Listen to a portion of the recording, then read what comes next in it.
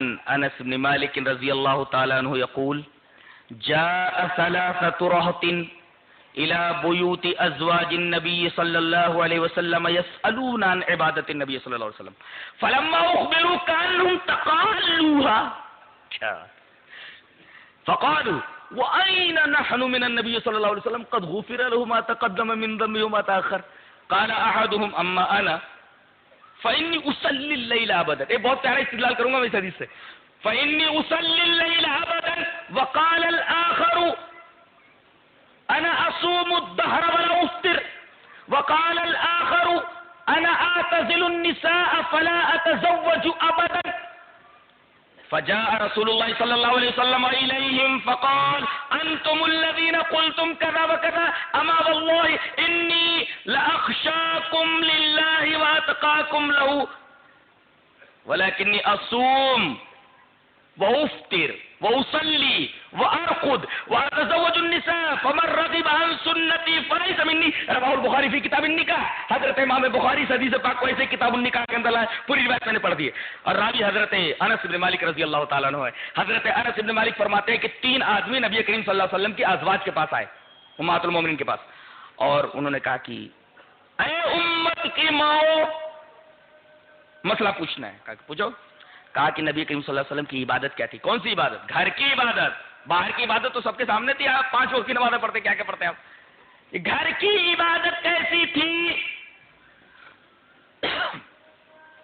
جب امہات المومنین نے عبادتیں بتائیں کہ بس اتنا اتنا کرتے ہیں, فلما اخبروا کانہم تقالوها, جب ان سے بتایا گیا کہ یہ کر لیتے ہیں آپ یہ عبادتیں, کانہم تقالوها, گویا کہ انہوں نے اس کو کم سمجھا.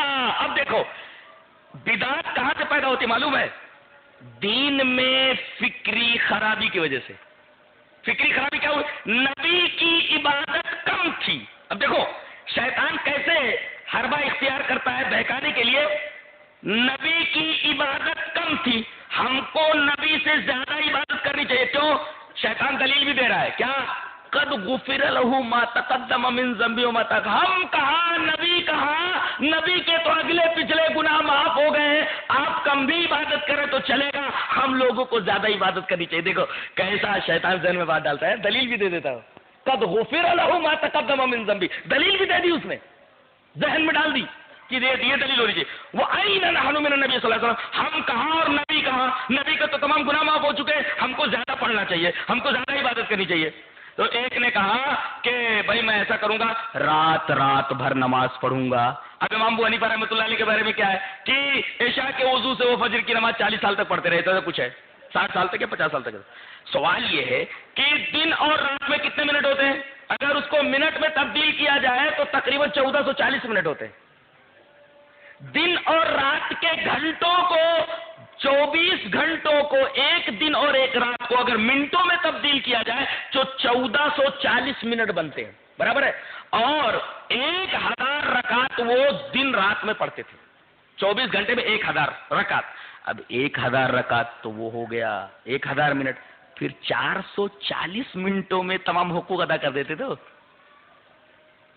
اپنی نیند کا حق, بدن کا حق, بیوی کا حق, بچوں کا حق, مخلوق خدا کا حق. یہ بات سمجھ میں آتی ہے؟ قطعاً نہیں. اگر حضرت نے ایسا کیا بھی ہو تو اس حدیث کے خلاف ہے. فَإِنِّي أُصَلِّي اللَّيْلَ أَبَدًا, میں رات